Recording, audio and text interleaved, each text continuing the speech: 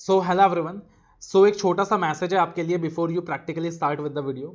तो इस वीडियो के अंदर मैंने आपके साथ डिस्कस कर रखा है that how to get 70 and above in audit and assurance और how to target 70 and above in audit and assurance. तो जी हाँ, आपने सही सुना है।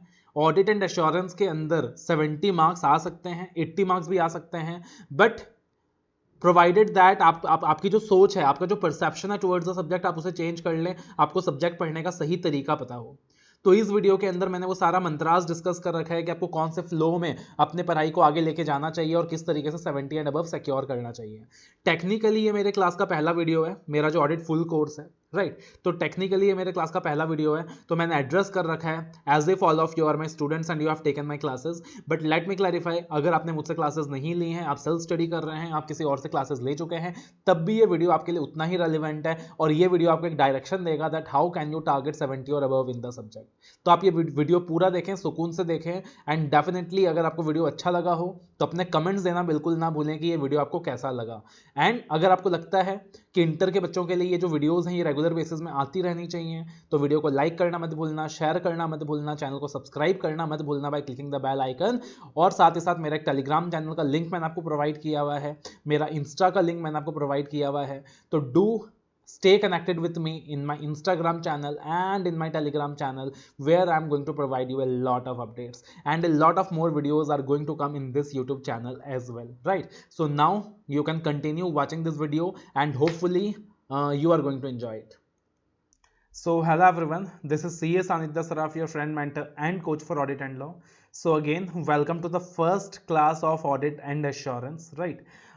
तो ऑडिट एंड एश्योरेंस के अंदर जो मिशन 70 की बातचीत हमने करी है कि ऑडिट एंड एश्योरेंस हम जब पढ़ने वाले हैं तो मिशन 70 के साथ पढ़ने वाले हैं। तो जो मैं आपको स्ट्रैटेजी बताने वाला हूँ फर्स्ट क्लास के अंदर, वो बिल्कुल उसी तरीके से डिज़ाइन की गई है कि अगर आपने इसको अच्छे से फॉलो कर लिया तो believe me my friends, audit and assurance में 70 मार्क्स दूर नहीं है। ऑडिट एंड एश्योरेंस के अंदर 70 मार्क्स आ सकते हैं, इनफैक्ट 70 नहीं 80 प्लस भी आ सकते हैं, राइट। तो you can get 80 plus as well. In fact past में आए हैं स्टूडेंट्स के 80 प्लस मार्क्स भी आए हैं। मेरे कितने सारे स्टूडेंट्स के 70 प्लस मार्क्स आए हैं। सीए फाइनल के अंदर 70 प्लस मार्क्स आए हैं, तो ये तो सीए इंटर है, राइट। तो अगर जो गाइडलाइंस मैं आपको देने वाला हूँ, जो स्ट्रैटेजी मैं आपको बताने वाला हूँ, जो चीज़ें आपके साथ डिस्कस करने वाला हूँ, अगर आपने डेडिकेशन के साथ वो सारी चीज़ें फॉलो कर ली, अगर आपने ये क्लासेस डेडिकेशन के साथ देख लिया और जो फंडामेंटल्स आपको बताने वाला हूँ, जो स्ट्रैटेजीज आपको बताने वाला हूँ, अगर आपने उसे अच्छे से फॉलो कर लिया, बिलीव मी वो दिन दूर नहीं है कि ऑडिट एंड एश्योरेंस के अंदर आप 70 मार्क्स लेके पास हो गए। आपके मार्कशीट के अंदर सबसे ज़्यादा मार्क्स आपको जो दिखाई दे रहा होगा वो ऑडिट एंड एश्योरेंस के अंदर दे रहा होगा, और सबसे ज़्यादा नहीं भी तो at least you are going to see a very respectable marks for audit and assurance on your mark sheet, and that is actually going to contribute in your journey of clearing the CA inter exams, right? तो सबसे पहली चीज before starting with the classes, आप लोगों ने सुन रखा होगा, अपने दोस्तों से सुन रखा होगा, अपने रिलेटिव से सुन रखा होगा, राइट, अपने कलीग से सुन रखा होगा कि यार ऑडिट में ना नंबर नहीं मिलता। ऑडिट में तो 40 नंबर आ जाए, बाकी प्रैक्टिकल्स के अंदर अच्छे मार्क्स ले आना और एग्जाम क्लियर कर लेना, ऑडिट में तो 40 आ जाए तो बस बहुत है। बहुत सुन रखा होगा आपने, है ना, कि अगर ऑडिट में 40 नंबर आ गए तो मतलब प्रभु को धन्यवाद करो, be thankful to the god, and remaining subjects के अंदर विल गेट मोर मार्क्स। तो वो जो भी चीजें आपने सुन रखी है ना कि 40 मार्क आ जाएगा तो हम प्रभु को धन्यवाद करेंगे, वो सारी चीज अपने दिमाग से निकाल दो, राइट, सारी चीज अपने दिमाग से निकाल दो। आज से अगर आप मेरे साथ जुड़े हो इस मिशन के अंदर, अगर आपने मेरी क्लासेस ली हैं, तो आपका जो टारगेट होना चाहिए वो होना चाहिए कि मैं ऑडिट के अंदर 70 मार्क्स लाने वाला हूं। अरे भैया, अगर हम 70 का टारगेट करेंगे तभी तो 60 लाएंगे, और 60 तो लाना ही है। अगर क्लासेस लिया तो यार 60 तो लाना ही है, ये तो मेरा मिनिमम टारगेट है, 60 तो लाना ही है। बाकी जो होगा भगवान के ऊपर है, हमारी डेस्टिनी के ऊपर है, बट हम अपनी तरफ से पूरी शिद्दत के साथ कोशिश करेंगे कि हमें 60 तो लाना ही है, 70 का टारगेट रखना है। और बिलीव मी, 70 का टारगेट रखने के बाद ऐसा नहीं कि आप सिर्फ टारगेट रख रहे हो, रियलिटी के अंदर भी आपको ये मार्क्स अपने मार्कशीट में रिफ्लेक्ट होते हुए दिखाई देंगे। आपको मार्कशीट में 70, 72, 75 इस तरीके के मार्क्स दिख सकते हैं, 80 प्लस मार्क्स भी दिख सकते हैं अगर आप डेडिकेशन के साथ चीजें फॉलो करते हो। और 60 मार्क्स तो कहीं भी नहीं गए। तो सबसे पहले मुझे आपका वादा चाहिए, सबसे पहले मुझे आपका कमिटमेंट चाहिए कि आप इस जर्नी में मेरे साथ हो। मैं 200% देने वाला हूं आपके लिए, मुझे आपसे भी 200% चाहिए। I am going to give 200% from my side in the classes, after the classes, till the time you actually go and sit in the exam hall and give your papers। लेकिन मुझे आपसे भी 200% चाहिए। अगर आप ये वादा करते हो, राइट, तो एक पॉजिटिव माइंडसेट के साथ प्रभु का नाम लेते हुए हम लोग आगे बढ़ते हैं इस जर्नी के अंदर with a very positive mindset that अब ऑडिट एंड एश्योरेंस हमारे लिए बहुत ही आसान सब्जेक्ट होने वाला है and we are going to get very very good marks. अब देखना इस क्लास के अंदर हम किन किन चीजों की बातें करेंगे। This is the first class, the basic class. एक तो हमारा जो सिलेबस है, हमारा सिलेबस का डिवीजन किस तरीके से है, उसके अलावा एग्जाम पैटर्न हमारा क्या रहेगा, उसके अलावा हमारा जो क्लास का अप्रोच होगा, क्लास का पढ़ने का अप्रोच होगा, वो किस तरीके से रहेगा, हम किस तरीके से मिशन 70 की तरफ आगे बढ़ने वाले हैं, किस तरीके से 10 से 12 बार सिलेबस को रिवाइज करने वाले हैं, राइट। एंड आपके लिए बेसिक इंस्ट्रक्शंस क्या रहेंगी to be followed during the classes. तो ये जो क्लास है आपके लिए बहुत ज्यादा इंपॉर्टेंट है, एक एक चीज आपने अच्छे से फॉलो करनी। अब देखना, सबसे पहले अगर हम सिलेबस की बात करें कि हमारा जो ऑडिट का सिलेबस है वो किस तरीके से स्ट्रक्चर्ड है, how the syllabus of audit is structured, right.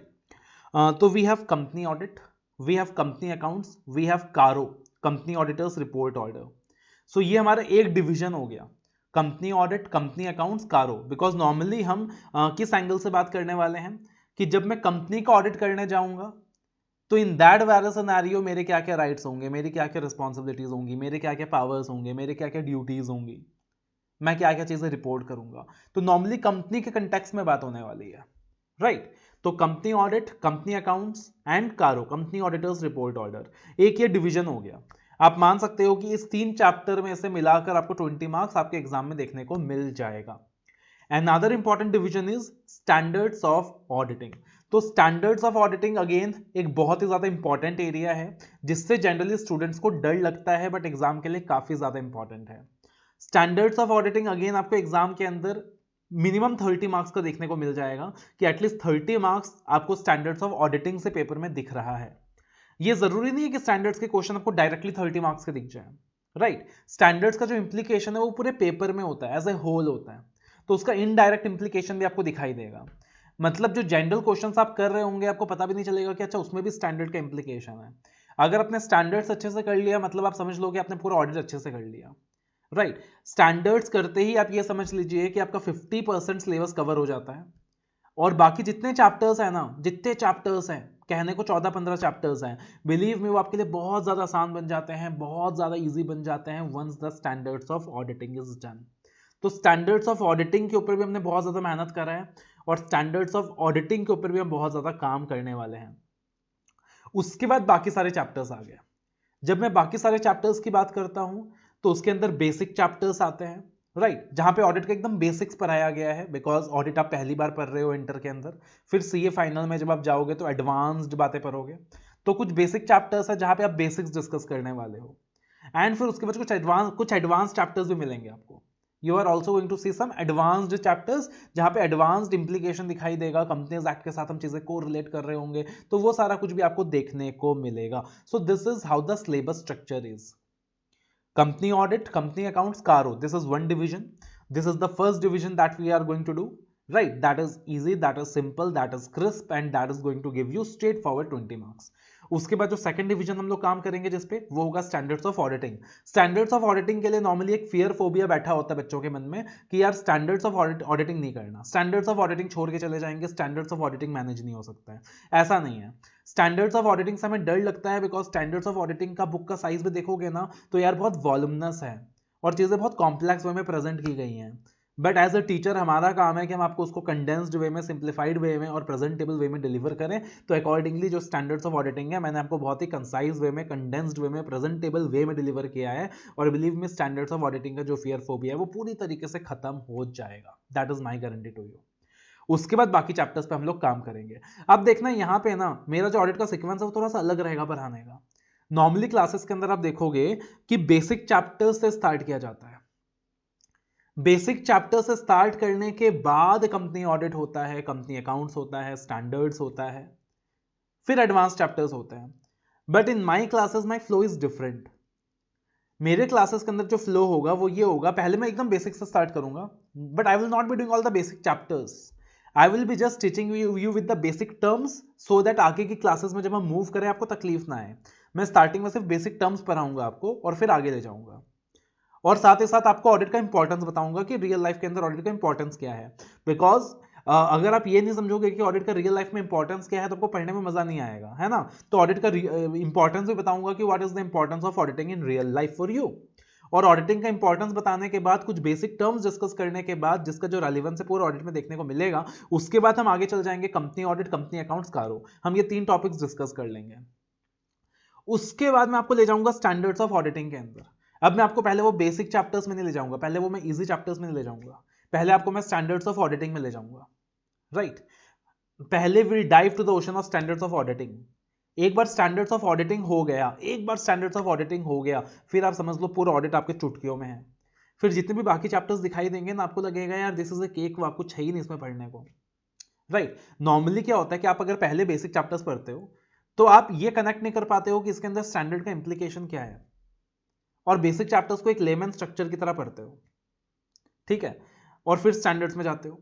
But मैं आपको पहले स्टैंडर्ड्स पढ़ा दूंगा। स्टैंडर्ड्स के अंदर सारी बेसिक बातें अपने आप क्लियर हो जाएंगी। स्टैंडर्ड्स ऑफ ऑडिटिंग बिल्कुल भगवद गीता की तरह है।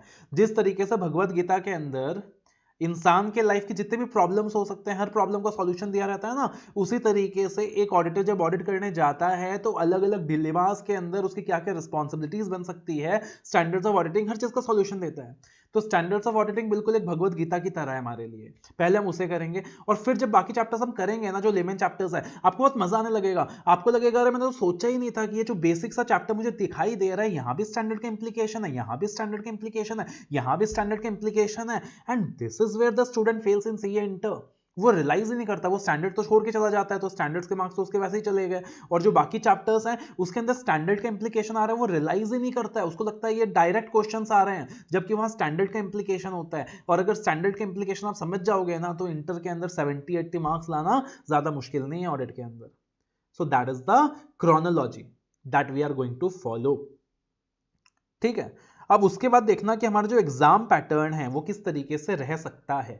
एग्जाम पैटर्न के लिए एग्जैक्टली हम कुछ नहीं कह सकते, बट एग्जाम पैटर्न किस तरीके से रह सकता है, ये जो एग्जाम पैटर्न की मैं आपके साथ बात कर रहा हूं, this is based on the latest mock test paper. कि इंस्टीट्यूट ने जो latest mock test paper release करा है, उसके बेसिस में आपका जो लेटेस्ट एग्जाम पैटर्न है, उसकी हम क्या उम्मीद लगा रहे हैं कि नवंबर 20 एग्जाम्स के लिए, मई 21 एग्जाम्स के लिए, राइट, नवंबर 21 एग्जाम्स के लिए आपका क्या एग्जाम पैटर्न रहना चाहिए। So now by seeing the mock test paper, जो अपने को समझ आ रहा है कि जो आने वाले पेपर्स होंगे ना आपके लिए, that is going to be a complete balance between multiple choice questions and the descriptive questions, ठीक है। यहां पे 30 मार्क्स का तो इंस्टीट्यूट आपसे पूछेगा मल्टीपल चॉइस क्वेश्चंस, 30 मार्क्स का। 14 मार्क्स का वो आपसे पूछेगा करेक्ट इनकरेक्ट, और 56 मार्क्स का डिस्क्रिप्टिव क्वेश्चन होगा। डिस्क्रिप्टिव के अंदर डायरेक्ट क्वेश्चंस भी आएंगे, डिस्क्रिप्टिव के अंदर थोड़े बहुत केस स्टडी बेस्ड क्वेश्चंस भी आएंगे। सीए फाइनल के अंदर ये जो डिस्क्रिप्टिव पोर्शन होता है ये कंप्लीटली केस स्टडी बेस्ड होता है, बट सीए इंटर के अंदर आपको डिस्क्रिप्टिव पोर्शन में डायरेक्ट क्वेश्चंस भी मिलेगा और थोड़ा बहुत केस स्टडी के हिसाब से भी मिलेगा, दोनों ही तरीके से मिलने वाला है। तो अब देखना ये जो 30 मार्क्स का मल्टीपल चॉइस क्वेश्चंस है, इसके अंदर भी 20 मार्क्स का पूछा जाएगा इंटीग्रेटेड केसेस। इंटीग्रेटेड केसेस मतलब क्या होता है, अब इंटर के अंदर भी इंटीग्रेटेड केसेस इंट्रोड्यूस कर रहा है इंस्टीट्यूट, इंटर के अंदर भी, मतलब वो जो अंडरस्टैंडिंग सीए फाइनल में एक्सपेक्टेड होता है ना, वो अब इंटर में चाहिएगा, राइट। तो इंटीग्रेटेड केसेस में क्या होता है कि उसने आपको एक कहानी बता दी लंबी चौड़ी। एक ऑडिटर है, उसने ऑडिट एक्सेप्ट करा, फिर उसने ये करा, फिर उसने वो करा, फिर उसने वो करा, और वो जो इंटीग्रेटेड केस है ना, उसके अंदर अलग अलग टॉपिक्स के इंप्लीकेशन आएगा। कंपनी ऑडिट का भी इंप्लीकेशन आ रहा होगा, उसमें कारों के भी इंप्लीकेशन आ रहे होंगे, उसमें कंपनी अकाउंट्स के भी इंप्लीकेशन आ रहे होंगे, उसमें स्टैंडर्ड्स के भी इंप्लीकेशन आ रहे होंगे। तो एक केस दे दिया लंबा चौड़ा, और उस केस के बेसिस में उसने आपसे क्वेश्चन पूछा, कंपनी ऑडिट का क्वेश्चन पूछा, कारों का क्वेश्चन पूछा, स्टैंडर्ड्स का क्वेश्चन पूछा, उसी केस के बेसिस में पूछा, तो बहुत मजा आता है इसको करने में। लेकिन इसके लिए क्या चाहिए, कंप्लीट कॉन्सेप्चुअल क्लैरिटी, एंड साथ ही साथ आपकी इंटरलिंकिंग स्किल स्ट्रांग होनी चाहिए।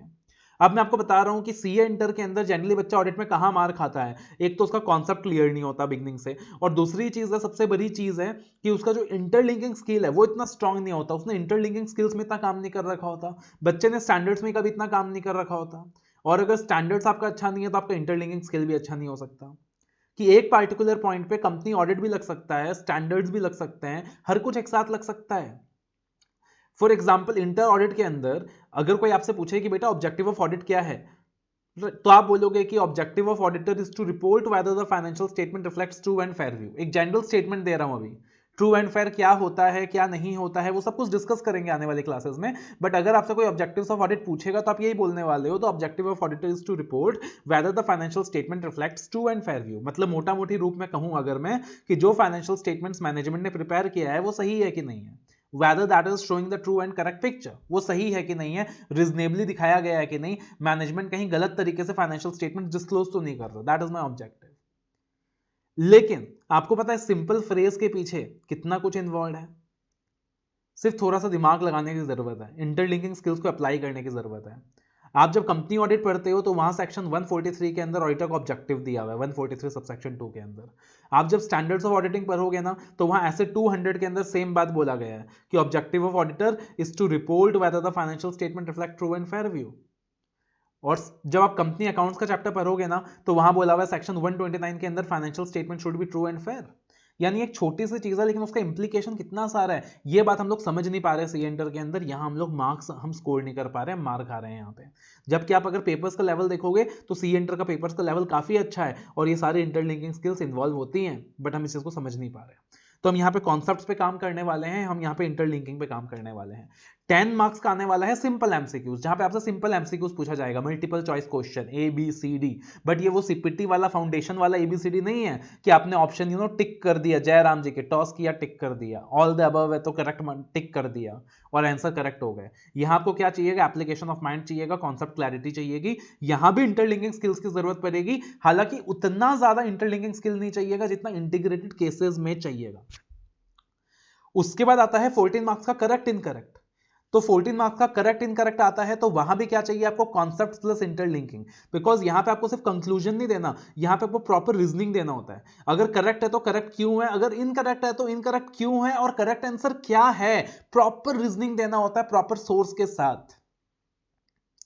इनकरेक्ट इनकरेक्ट के अंदर भी आपको कंपनी ऑडिट, कारो, स्टैंडर्ड्स, जनरल प्रिंसिपल सबके क्वेश्चन मिक्स दिखेंगे, सबके क्वेश्चन मिक्स दिखेंगे। तो यहां भी क्या चाहिए सर, कॉन्सेप्ट चाहिए और इंटरलिंकिंग चाहिए अपने को। तो अब 46 मार्क्स का क्वेश्चन। अब मजे की बात क्या है कि अगर आपका कॉन्सेप्ट स्ट्रांग है, अगर आपके कॉन्सेप्ट क्रिस्टल क्लियर हैं और अगर आपने इंटरलिंकिंग स्किल्स में अच्छा कमांड बना रखा है, तो अब जो नया पैटर्न अपने को दिखने को मिल रहा है उसके अंदर 30 प्लस 14 44 मार्क्स क्या है, ऑब्जेक्टिव टाइप है, जहां पे आपको पूरे मार्क्स मिल सकते हैं। कितने मिल सकते हैं सर, पूरे मार्क्स मिल सकते हैं। तो 44 में से अब देखो, मैं आपको मैं आपको फॉल्स एश्योरेंस नहीं दूंगा कि भैया 44 में तुम 44 ले आओगे, ऐसा मैं तुमको फॉल्स एश्योरेंस नहीं दूंगा। बिकॉज सीए का एग्जाम है, सीए का एग्जाम है, लल्लू पंजो कोई एग्जाम नहीं है कि हाँ तुमने 44 में से 44 ले लिया। तुम जितना भी पढ़ के जाओगे the paper is going to be challenging for you, that's very true. लेकिन मान लीजिए कि अगर यहाँ पे 30 और 14 44 मार्क्स में से अगर मैं अच्छे से पढ़ के जाता हूं, अच्छे से तैयारी करके जाता हूं और 35 मार्क्स ले आता हूं, कितना ले आता हूं सर, 35 मार्क्स ले आता हूं। तो अब जो बचा हुआ 56 मार्क्स का डिस्क्रिप्टिव पोर्शन है, अब जो बचा हुआ 56 मार्क्स का डिस्क्रिप्टिव पोर्शन है, अगर वहां भी मैं 35 मार्क्स ले आता हूं तो मेरे 70 मार्क्स आ गए। अगर इस डिस्क्रिप्टिव पोर्शन में मेरे 25 नंबर रह गए तो मेरे 60 मार्क्स हो गए और वहां पे मेरे मार्क्स इंक्रीज होने की पॉसिबिलिटी बहुत ज्यादा हो गई। अब एक चीज और बताऊं, डिस्क्रिप्टिव पोर्शन में नॉर्मली बच्चा स्ट्रगल करता है मार्क्स लाने के लिए। बच्चा कंप्लेन करता है कि मुझे 4 नंबर में से 1 नंबर इंस्टीट्यूट ने दे दिया। अब बताता हूं क्यों, अब बताता हूं क्यों। 4 नंबर में से 1 नंबर इंस्टीट्यूट ने देके छोड़ दिया, 4 नंबर में से 2 नंबर इंस्टीट्यूट ने देके छोड़ दिया। ये एक जनरल कंप्लेन होता है स्टूडेंट्स का कि ऑडिट में मेरे को 40 नंबर ही आए, इंस्टीट्यूट 4 में से 1 नंबर देता है। बट आपको रीजन बता रहा हूं क्यों। रीजन उसका ये था कि बच्चे को कॉन्सेप्ट तो आता था, बच्चे ने कॉन्सेप्ट पे तो काम किया था और उसी कॉन्सेप्ट के बेसिस में उसको 30 35 40 नंबर मिल गए। लेकिन उसका इंटरलिंकिंग स्किल जो था वो मिसिंग था और उसने प्रेजेंटेशन पे बिल्कुल काम नहीं किया था। हमारे सीए फ्रेटर्निटी में ना जल्दी से प्रेजेंटेशन पे कोई काम नहीं करता है। सीए फाइनल के अंदर जब मैं घुसा पढ़ाने के लिए तो आई नोटिस कि यार प्रेजेंटेशन पे कोई काम नहीं कर रहा, और मैंने प्रेजेंटेशन का तड़का मार दिया क्लासेस में कि भाई प्रेजेंटेशन में काम करेंगे हम लोग, हमारा जो आंसर है वो प्रेजेंटेबल होना चाहिए। जब एग्जामिनर आपका आंसर देखेगा तो उसको उसकी दिल से आवाज निकलनी चाहिए, वाह आंसर देख के मजा आ गया। और जैसे ही वो फैक्टर आप क्रिएट कर देते हो ना आपके आंसर्स में, तो मार्क्स मिलने लग जाते हैं, अच्छे मार्क्स मिलने लग जाते हैं। 4 में 1 या 2 नहीं, 4 में 3 मिलने लग जाता है, 4 में 4 मिलने लग जाता है। Students get 4 out of 4 as well, students get 5 out of 5 as well, once you have embedded that presentation part कि आपको प्रेजेंट कैसे करना है, राइट आपको प्रेजेंट कैसे करना है, वो बहुत इंपॉर्टेंट है। जैसे मैंने ट्रू एंड फेयर के एग्जांपल लिया था कि एक बच्चा लिख के आ रहा है objective is to report whether the financial statement reflect true and fair view. दूसरा बच्चा प्रॉपर्ली बता रहा है सेक्शन 143 सब सेक्शन 2 के हिसाब से बोला गया है, ऐसे 200 में कहा गया है, सेक्शन 129 में कहा गया है, पूरा प्रॉपर रेफरेंसेस के साथ बता के आ रहा है। प्लस प्रेजेंटेशन में और भी बहुत सारी चीजें हम लोग डिस्कस करने वाले हैं। आंसर को सजाना कैसे है, आंसर को संवारना कैसे है, इंटरलिंकिंग कैसे अप्लाई करना है। तो अगर वो सब कुछ अप्लाई करके हम लोग आंसर्स लिखते हैं ना, तो वह मार्क्स आना गारंटेड है, कोई रोक ही नहीं सकता है, मार्क्स आना गारंटेड है। तो 56 में से 35 भी आ गया तो वहां पे हमारे 70 मार्क्स आ गए। 70 मार्क्स आना उतना टफ नहीं है अगर हम प्रॉपर प्लानिंग के साथ काम करें, ठीक है। अब हमारा जो क्लास का स्ट्रक्चर रहने वाला है वो क्या रहने वाला है, हमारा जो क्लास का स्ट्रक्चर रहने वाला है that is going to be the CPI model. हम लोग सीपीआई मॉडल पे काम करने वाले हैं। ये मेरा क्रिएटेड मॉडल है। सीपीआई मॉडल क्या हो गया, मतलब सीबीआई मॉडल नहीं, CPI model. What is the CPI model? CPI model का मतलब है C for concepts, P for presentation, I for interlinking। साथ में बोलो मेरे, कौन से मॉडल पे काम करने वाले हैं, CPI मॉडल पे काम करने वाले हैं। C for concepts, P for presentation and I for interlinking, ठीक है। तो पहला काम है कॉन्सेप्ट को इनबिल्ट करना है, कॉन्सेप्ट को फ्रीज करना है दिमाग में, ठीक है। कॉन्सेप्ट के बाद प्रेजेंटेशन में काम करना है कि हमारा आंसर प्रेजेंटेबल भी होना चाहिए, और साथ ही साथ इंटरलिंकिंग स्किल्स में काम करना चाहिए कि भाई एग्जामिनर बोले वाह मजा आ गया, अब लग रहा है कि सीए पेपर लिख रहा है। ऐसा लग रहा था लेमन बीकॉम का बच्चा पेपर लिख रहा है, लेकिन एक बार आपने इंटरलिंकिंग प्रेजेंटेशन में काम कर लिया तो एग्जामिनर क्या बोलेगा, वाह अब लग रहा है कि सीए पेपर लिख रहा है। और वही फीलिंग अपने को एग्जामिनर का जगाना है। जब हम कॉन्सेप्ट की बात कर रहे हैं, अब सिर्फ कॉन्सेप्ट समझ लेने से मार्क्स नहीं आएंगे, याद रखना, सिर्फ कॉन्सेप्ट समझ लेने से मार्क्स नहीं आएंगे। तो यहां पे हम लोग सिर्फ कॉन्सेप्ट पे काम नहीं करने वाले हैं। कॉन्सेप्ट्स के अंदर हम लोग यूआरआर मॉडल पे काम करने वाले हैं। आपने आईआरआर तो पढ़ा होगा, है ना, IRR पढ़ते हो आप फाइनेंस के अंदर, but we are not going to work on IRR model, we are going to work on URR model. कौन सा model, URR model. CPI model पे काम किया, कॉन्सेप्ट प्रेजेंटेशन इंटरलिंकिंग, और कॉन्सेप्ट्स के अंदर URR मॉडल पे काम किया। URR मतलब यू से अंडरस्टैंड, पहले समझो, पहले क्या करो, पहले समझो, पहले समझने का, पहले कॉन्सेप्ट को समझने का, लॉजिकली सोचने का। लेकिन सिर्फ समझने से, लॉजिकली सोचने से एग्जामिनर नंबर नहीं देगा भाई। दूसरा काम है रिटेन करने का, याद करने का। सबसे बड़ा प्रॉब्लम है कॉन्सेप्ट मेरे को समझ आ गया बट मेरे को याद ही नहीं होता है, मेरे को भूलने का बीमारी है। सर ने 2 दिन पहले जो पढ़ाया था मैं 2 दिन बाद भूल जाता हूं, एग्जाम तो 3 महीने बाद है, मेरे को याद ही नहीं होता है, I am not able to retain.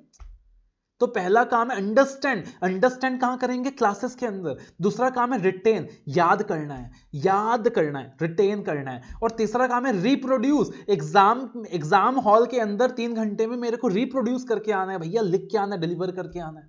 समझ गया, रिटेन कर लिया, एग्जाम हॉल में रिप्रोड्यूस नहीं कर पा रहा तो सारी मेहनत बेकार हो गई ना। तो तीनों मॉडल्स पे एक साथ काम करना, 70+ कहीं नहीं गए, mark my words. We are going to work on the URR model. Understand, retain, reproduce. Understand करेंगे क्लासेस के अंदर, अब क्या करना है, रिटेन करना है। रिटेन कैसे करेंगे, सबसे बड़ा चैलेंज है सर, रिटेन कैसे करेंगे, याद कैसे करेंगे। इसके लिए मैं आपको दूंगा बहुत सारे मेमोरी टेक्निक्स। जैसे कि मैंने अभी क्या बोला आपके सामने कि हमारा जो क्लासेस का मॉडल है वो सीबीआई नहीं सीपीआई मॉडल है। तब जब ये चीज 4-5 बार आप रिपीट कर लोगे ना, आपको याद आएगा अच्छा सीबीआई नहीं सीपीआई मॉडल था, कॉन्सेप्ट प्रेजेंटेशन इंटरलिंकिंग। अगर नॉर्मली बताता कॉन्सेप्ट प्रेजेंटेशन इंटरलिंकिंग तो याद नहीं रहता। अच्छा सीबीआई ने सीपीआई मॉडल है, कॉन्सेप्ट प्रेजेंटेशन इंटरलिंकिंग। अच्छा यू नो IRR नहीं, यू नो URR मॉडल है, अंडरस्टैंड, रिटेन, रिप्रोड्यूस, याद रहेगा। तो उस तरीके से काफी सारा मेमोरी टेक्निक्स यूज करेंगे जगह जगह। कहीं शॉर्ट फॉर्म यूज करेंगे, कहीं एब्रिविएशन यूज करेंगे, कहीं स्टोरीज यूज करेंगे। ऐसा भी नहीं है कि मैं आपको एब्रिविएशंस दे दूंगा पूरे ऑडिट के अंदर, वरना वो एब्रिविएशंस को याद करना तो दूसरा महाभारत का काम हो जाएगा। एब्रिविएशंस वहां दूंगा जहां जरूरत है। साथ में क्या यूज करेंगे, स्टोरीज यूज करेंगे, स्टोरी यूज करके विजुअलाइज करेंगे, मेमोरी टेक्निक्स यूज करेंगे। ठीक है, रिटेन करने के लिए एक टेक्निक रहेगा। अब रिटेन करने के लिए जरूरी होता है, मैंने आपको कोई भी मेमोरी टेक्निक सिखा दी, मैंने आपको कोई भी स्टोरी बता दिया, जब तक आप रिपीट नहीं करोगे, एक बार रिपीट करने से कुछ नहीं होता, 2 बार रिपीट करने से कुछ नहीं होता, 3 बार रिपीट करने से कुछ नहीं होता, रिपीट करना पड़ता है 10 बार, 12 बार, 13 बार। फॉर एग्जाम्पल आपको घर जाके रिपीट करना पड़ेगा कम से कम 10 बार, 12 बार। अच्छा, सीबीआई ने सीपीआई मॉडल था, कॉन्सेप्ट प्रेजेंटेशन इंटरलिंकिंग, फिर खाना खाने बैठे हो फिर रिपीट करना पड़ेगा। अच्छा, सीपीआई मॉडल था, कॉन्सेप्ट प्रेजेंटेशन इंटरलिंकिंग, फिर वॉकिंग करने जा रहे हो फिर वापस से माइंड में रिपीट करना पड़ेगा। अच्छा, सीपीआई मॉडल था, कॉन्सेप्ट प्रेजेंटेशन इंटरलिंकिंग। तो उस तरीके से रिपीटेशंस करना होता है, बार बार रिपीटेशंस करना होता है। अब यहां पे सीए का बच्चा फंस जाता है, वो कहता है मेरा जो सिलेबस का वॉल्यूम है वो इतना ज्यादा है कि आपके लिए कहना बहुत आसान है कि रिपीट कर, लेकिन मैं कैसे रिपीट करूं? मुझे सिर्फ ऑडिट ही थोड़ी ना पढ़ना है, मेरे पास तो बहुत सारे सब्जेक्ट्स हैं पढ़ने को, मैं कैसे बार बार रिपीट करूं? तो आप बार बार रिपीट कर सकें विदाउट कॉम्प्रोमाइजिंग अदर सब्जेक्ट्स, ये मेरी रिस्पॉन्सिबिलिटी है, ये मेरी जिम्मेदारी है। इसके लिए मैंने आपको दिया है concise notes, user friendly notes, 350-60 page के अंदर पूरा ऑडिट खत्म। उसके बाद मैंने आपको दिया है voice clips, revisionary voice clips provide करूंगा मैं आपको अपने टेलीग्राम चैनल के अंदर। अब ये जो रिविजनरी वॉइस क्लिप्स है, ये इतनी गजब की टेक्निक है, इतनी गजब की टेक्निक है कि तुमको मजा आ जाएगा, तुमने लाइफ टाइम में ऐसे टेक्निक एक्सपीरियंस नहीं करी होगी। 3.5 years back, I was the only one who introduced the voice clips technique in the teaching industry. उससे पहले voice clip technique कोई यूज नहीं करता था जितना मुझे नॉलेज है। And this voice clip technique was something that brought a revolution in the field of audit and law in CA finals.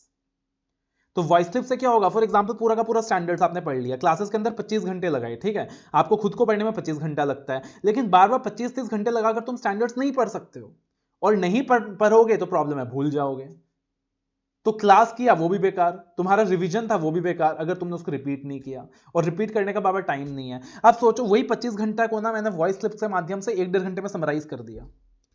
For example हमने बहुत कुछ पढ़ा था, ऐसे 200 में ये होता है, 210 में ये होता है, 220 में ये होता है। अब क्लासेस में सब कुछ पढ़ रखे हो बट रिवाइज करने का टाइम नहीं मिलता, लेकिन सोचो मैंने 1 घंटे में ना वॉइस क्लिप में सब डाल दिया।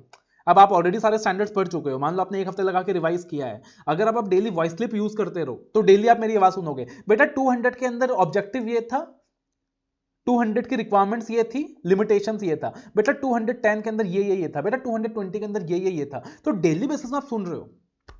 अब वो वॉइस क्लिप सिर्फ 1-1.5 घंटे का है, सुबह शाम आते जाते दिन रात को नींद नहीं आ रही, any time use the voice clip. पूरा का पूरा ऑडिट एंड एश्योरेंस आप सिर्फ 6 घंटे के अंदर रिवाइज कर लोगे using the voice clips.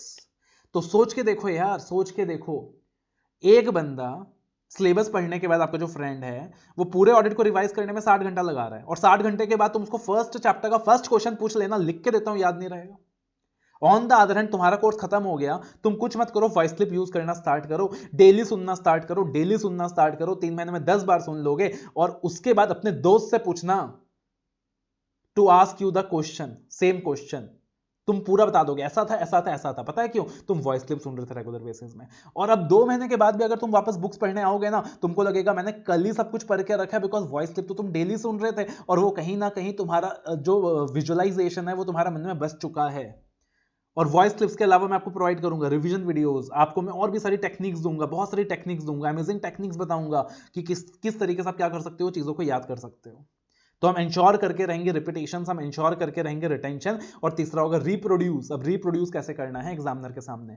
Reproduce करने के लिए जरूरी है कि हम क्वेश्चंस की प्रैक्टिस अभी से शुरू कर दें। सिर्फ कॉन्सेप्ट से काम नहीं चलेगा, सिर्फ रिपीटेशन से काम नहीं चलेगा, बिकॉज एग्जाम के अंदर वो आपसे सिर्फ कॉन्सेप्ट नहीं पूछने वाला, वो एक क्वेश्चन बनाकर आपसे आपका जो कॉन्सेप्ट है वो टेस्ट करने वाला है। उसके लिए आपको प्रैक्टिस करना होगा क्वेश्चंस, और क्योंकि एग्जाम हॉल के अंदर आपको लिखना है, इट्स ए राइटिंग एग्जाम, वहां पे आपका स्पीड चेक होने वाला है, वहां पे आपका राइटिंग एफिशिएंसी चेक होने वाला है, वहां पे आपका प्रेजेंटेशन चेक होने वाला है, इसलिए आपको करनी होगी बहुत सारी रिटन प्रैक्टिस। तो क्वेश्चंस की प्रैक्टिस भी अगर आपने रेगुलर क्लासेस लिया है तो मैं आपको साथ साथ ही करा दूंगा, और अगर आप फास्टर क्लासेस लेते हो तो वहां पे क्वेश्चंस की प्रैक्टिस खुद करनी होती है। और रिटन प्रैक्टिस कैसे करनी है पूरा गाइडलाइन में आपको दे दूंगा, बट ऑब्वियसली हाथ से रिटन प्रैक्टिस करवा तो नहीं सकता यहां बैठे बैठे, वो आपको खुद करनी होगी। तो ये थर्ड स्टेप हो गया रिप्रोड्यूस।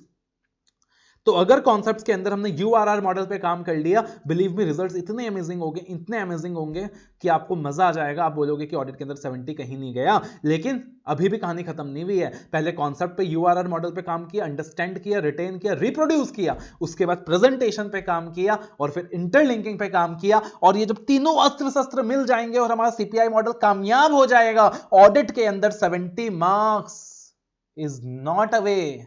ऑडिट के अंदर 70 मार्क्स इज ए पॉसिबिलिटी। 70 भी पॉसिबल है, 80 भी पॉसिबल है। सीपीआई मॉडल को कामयाब बनाना है और हम लोग मिलकर बना के रहेंगे कामयाब। ठीक है, तो सिलेबस कैसा था हमारा, सिलेबस कैसा है हमारा, उसके बाद हमारा जो एग्जाम पैटर्न है वो कैसा रहने वाला है और हमारा जो क्लास स्ट्रक्चर है वो कैसा रहने वाला है।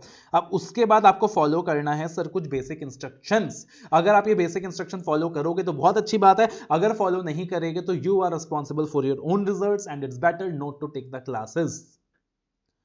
पहला, फॉलो द सीक्वेंस गिवन। अपना ज्ञान मत लगाना। कुछ बच्चे अपना ज्ञान बहुत लगाते हैं, अरे सर ने ये चैप्टर पहला दिया तो क्या हुआ, मैं तो ना पहले जो सर ने लास्ट चैप्टर दिया ना पहले वो करूंगा। भाई अपना ज्ञान मत लगाना, अपना दिमाग छोड़ के आओ वहां पे। Follow the sequence given. अगर मैंने तुमको एक सीक्वेंस बना के दिया है तो अपने एक्सपीरियंस को यूज करके सोच समझ के दिया है, आप उस सीक्वेंस को फॉलो करोगे। पहले मैंने आपको बेसिक इंट्रोडक्शन का एक फोल्डर दे रखा है, आप वो देखोगे। फिर आप कंपनी ऑडिट कारो एंड कंपनी अकाउंट्स देखोगे।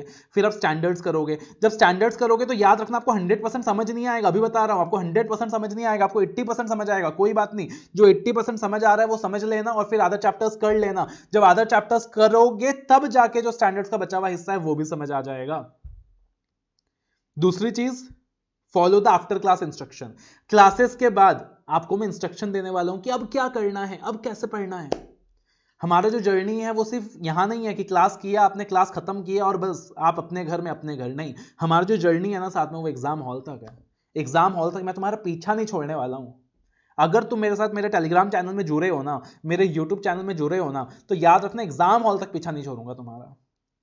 एग्जाम हॉल तक इंस्ट्रक्शन मिलता है तुमको क्या करना है। एग्जाम से पहले भी मेरा वीडियो आता है, एग्जाम वाले दिन भी मेरा वीडियो आता है। मेरे टेलीग्राम चैनल में डेली मैसेज डालता हूं मैं, मेरे यूट्यूब चैनल में रेगुलर वीडियोस डालता हूं मैं, बताता रहता हूं क्या करना है, कैसे करना है, क्या करना है, कैसे करना है। तो वो सारी चीजें फॉलो करनी है, मेरे साथ जुड़ा रहना टिल द एग्जाम्स अगर आपको अच्छे रिजल्ट चाहिए।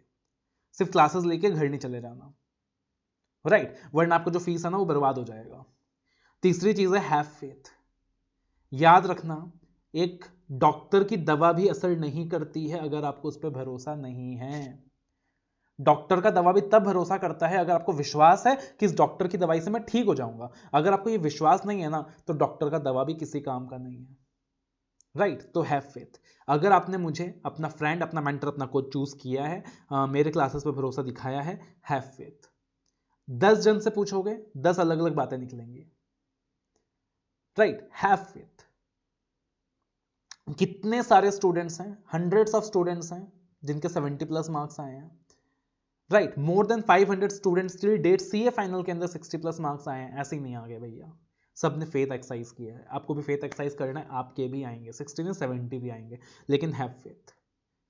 ऑडिट एंड एश्योरेंस के अंदर आपको मुझ पर भरोसा दिखाना है, स्टार्टिंग से लेकर एंड तक भरोसा दिखाना है, क्लासेस खत्म होने से लेकर एग्जाम हॉल जाने तक भरोसा दिखाना है।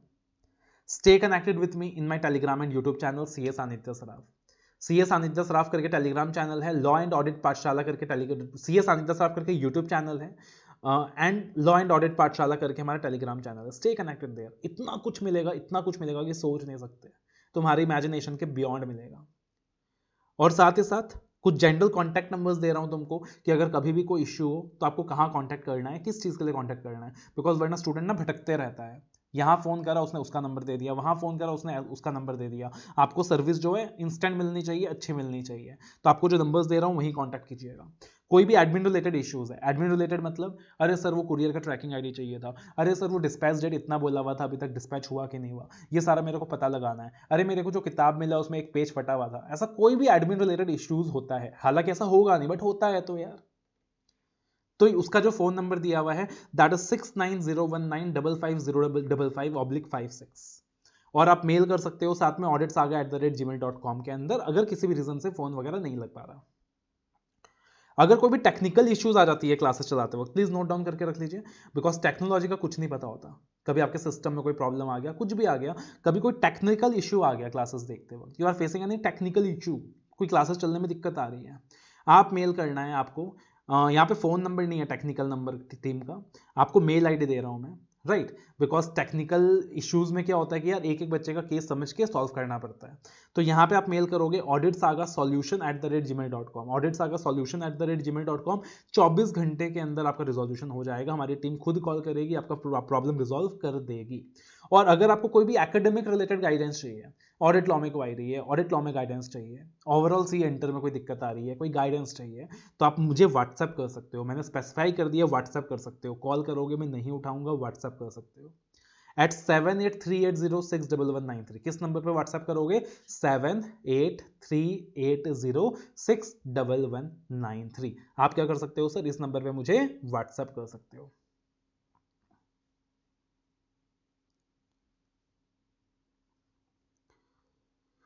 टोटल ऑडिट के अंदर आपको टाइम कितना देना है आपको मैं बता दूं, मेरे साथ 80 आवर्स क्लासेस में देना है। 80 आवर्स कितना देना है? क्लासेस में देना है। 80 आवर्स अगर आप क्लासेस में दे रहे हो तो मान लीजिए जितना टाइम क्लासेस में देना होता है ना, उसका डबल टाइम सेल्फ स्टडी को देना होता है। 160 आवर्स सेल्फ स्टडी को देना है। और जिस तरीके से मैं आपको ऑडिट पढ़ने बताऊंगा आफ्टर द क्लासेस, 160 आवर्स के अंदर आप 3 बार रिवाइज कर सकते हो, 3 टाइम्स रिवीजन कर सकते हो। और साथ ही साथ आपको वॉइस क्लिप डेली सुनते जाना है, डेली सुनते जाना है, डेली सुनते जाना है। वो कांस्टेंट है, वो मतलब एक अलग सा टाइम है कि पहले आप फोन में बात करते थे, अब वॉइस क्लिप सुन रहे हो, और वॉइस क्लिप अलग से सुनते जाना है डेली आधा घंटा। तो वो अपने आप आपका 10-12 बार रिवीजन करा देगा, अपने आप 10-12 बार रिवीजन करा देगा। आपको पता चलेगा एग्जाम तक आप खुद काउंट नहीं कर पा रहे हो कि कितनी बार रिवीजन हो गया। ऐसा होता है सीए स्टूडेंट्स के साथ, ठीक है, सीए फाइनल के अंदर अक्सर होता है। और 1.5 डेज के अंदर भी कोई दिक्कत नहीं आएगी, उसका भी प्रॉपर प्लान आपको एग्जाम से पहले मेरी तरफ से मिल जाता है, how to revise in 1.5 days. Concise notes available है, वॉइस क्लिप अवेलेबल है, आप पहले 10 बार सिलेबस रिवाइज कर चुके हैं, तो कहीं कोई दिक्कत ही नहीं आना। तो if you are ready to perform, right, if you are ready to follow this model, if you are ready to exercise faith in your mentor, if you are ready to follow the CPI model, and if you are ready to follow the URR model in case of concepts, believe me, audit and assurance के अंदर 70 दूर नहीं है। कहते हैं ना दिल्ली दूर नहीं है मेरे दोस्त, तो ऑडिट एंड एश्योरेंस के अंदर 70 मार्क्स दूर नहीं है। 70 मार्क्स जरूर आएंगे, 70 मार्क्स हम मिल के अचीव करेंगे। एक चीज और समझ लेना कि ये जो ऑडिट एंड एश्योरेंस का सब्जेक्ट है ना केवल एग्जाम में पास होने के लिए इंपॉर्टेंट है, बल्कि प्रैक्टिकल लाइफ के लिए भी ये जो सब्जेक्ट है ये बहुत ज़्यादा इंपॉर्टेंट है, बहुत ज़्यादा इंपॉर्टेंट है। कितना ज़्यादा इंपॉर्टेंट है ये मैं अपने फर्स्ट लेक्चर में डिस्कस करूंगा। I am going to discuss in the next class that audit and assurance आपके लिए कितना ज़्यादा इंपॉर्टेंट है प्रैक्टिकली। एग्जाम के लिए तो इंपॉर्टेंट है ही है, 100 मार्क इंटर में आ रहा है और 100 मार्क्स ये फाइनल में आ रहा है। 200 मार्क्स का आपको ऑडिट एंड एश्योरेंस का वेटेज मिल रहा है, और इंटर में ऑडिट एश्योरेंस अच्छे से हो गया ना तो फाइनल में भी कल्याण हो गया तुम्हारा, याद रखना। खास करके हम लोग जो ऑडिट एंड एश्योरेंस इंटर में पढ़ने वाले हैं ना, एज इट इज 50 मार्क्स का तुम सीए फाइनल का पेपर भी लिख लोगे अगर तुमने मेरे से ऑडिट एंड एश्योरेंस अच्छे से कर लिया। चाहो तो फाइनल का पेपर सॉल्व करके देख लेना आफ्टर कंप्लीटिंग द क्लासेस। और अगर ऑडिट एंड एश्योरेंस में इंटर में तुमने गोली मार दी ना तो फाइनल में भी हमेशा तकलीफ में रहोगे। इंटर में भी स्ट्रगल करोगे मार्क्स अच्छे से सिक्योर करने के लिए, फाइनल में भी स्ट्रगल करोगे। तो इंटर में अच्छे से हो गया मतलब फाइनल में भी अच्छे से हो गया। तो एग्जाम के लिए तो इंपॉर्टेंट है ही है, बट कहीं ना कहीं अगर हम बात करते हैं तो हमारा नाम ही क्या है? ऑडिटर। चार्टर्ड अकाउंटेंट्स का मेन काम क्या है? ऑडिट करना। आप देखो इंटर के अंदर भी ऑडिट है, आर्टिकलशिप में भी ऑडिट करने वाले हो, सीए फाइनल्स के अंदर भी आप ऑडिट पढ़ने वाले हो, सीए बनने के बाद भी मोस्ट लाइकली आप कहीं ना कहीं ऑडिट करने वाले हो, चाहे आप जॉब्स में हो चाहे आप प्रैक्टिस में हो। तो ऑडिट का बहुत ज़्यादा सिग्निफिकेंस है प्रैक्टिकल लाइफ के अंदर, है ना। बाकी डिटेल में अगले क्लास में डिस्कस करेंगे। सो दैट इज वाई ये जो सब्जेक्ट है ऑडिट एंड एश्योरेंस, ना केवल आपके एग्जाम पर्पस के लिए बहुत ज़्यादा इंपॉर्टेंट है, बल्कि आपके प्रैक्टिकल लाइफ के लिए भी बहुत ज़्यादा इंपॉर्टेंट है। तो ये जो क्लासेस है ना बहुत अच्छे से देखना यार, शिद्दत के साथ देखना, डेडिकेशन के साथ देखना, मजा आने वाला है। We are going to enjoy a lot in this journey. Audit and assurance को बोरिंग बना के नहीं पढ़ेंगे, मजा करके पढ़ेंगे, एंजॉय करके पढ़ेंगे। और साथ में मुझे आपका भी कमिटमेंट चाहिए। I am going to give my 200% commitment for you and I need your 200% commitment as well, right. तो रेडी हो ना कमिटमेंट देने के लिए? व्हाट्सअप कर दोगे आप मुझे 7838061193 में कि सर मैं आपकी ऑडिट की क्लासेस स्टार्ट कर रहा हूं and I am ready to give my 200% commitment and I am going to get 70 marks in audit. ठीक है ना? तो व्हाट्सएप का वेट करूंगा मैं आपका। And again proceed for the next classes with dedication.